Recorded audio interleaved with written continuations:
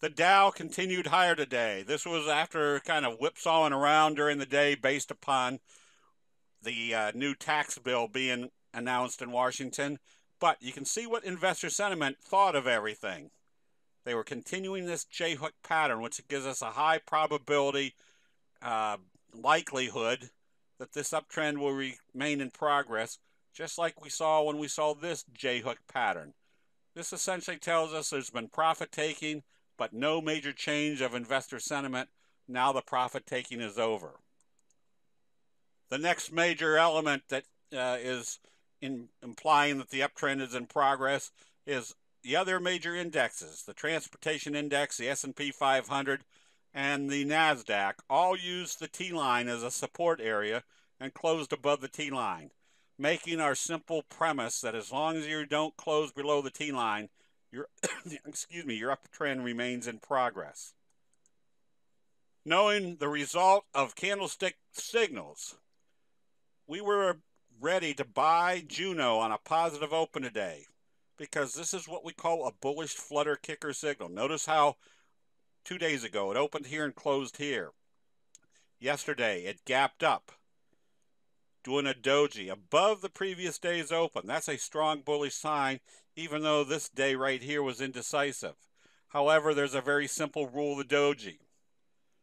It will move, and the prices will move in the direction of how they open after a doji. That took all the deterrent out of not buying immediately on a positive open because the probabilities were pretty strong it was going to move positive. Did we know necessarily it was going to be up 20% on the day?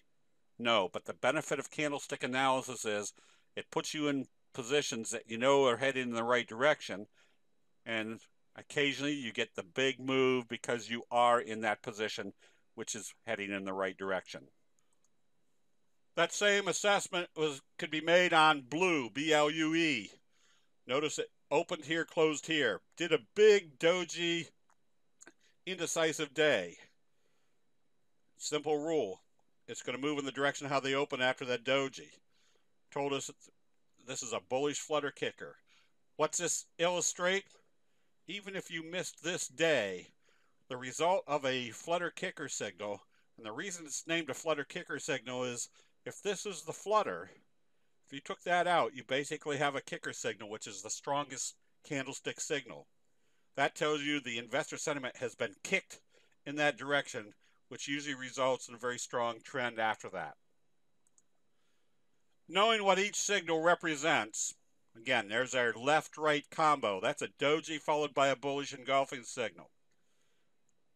What do we want to see as just far as common sense after a candlestick buy signal? We want to see the continued buying. Not only do we want to see positive trading, but the fact that they gapped this up through the resistance level of the 200 and traded it higher told us we were basically wave 1, wave 2, and they were starting wave 3 out with a very strong move. Candlestick analysis is just the identification of what repeats in human nature time after time. It can be utilized no matter what your trading program is. If you lay candlesticks on top of it, it will dramatically improve your analysis of what's happening in that trend. That'll be it. We'll see you in the chat rooms.